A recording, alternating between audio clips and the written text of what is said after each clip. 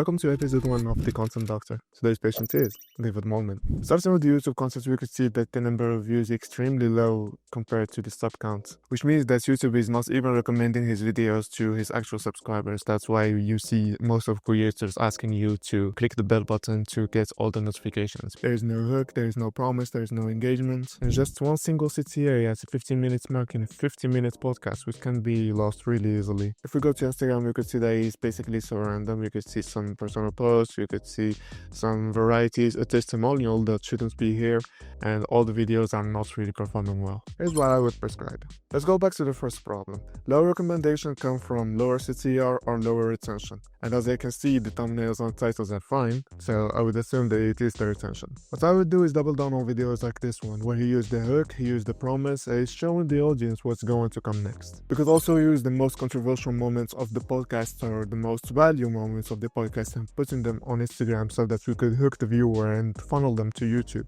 And it could even help your video rank higher on the search results. Because let's be honest, I appreciate your use for the SEO, but it's not really enough to help your video get more reach. It's just one piece of the puzzle. You need the SEO, you need the CTR, and you need the retention. For the personal brand on Instagram, I would do some tweaks. I would put the testimonials and personal life on stories, especially on highlights, so that people could interact with them and could find them easily. For the other videos, I would clean as much as possible to keep only the most engaging and the most valuable content for the audience, and start over creating more engaging, focusing on hooks, focusing on retention, and overall working and paying more attention to the personal brand. Because if we're going to make the videos, let's make them right, because the time wasted is money waste. So tag David under this video, and David, if you are seeing this video, let's work together and optimize your content. See you soon.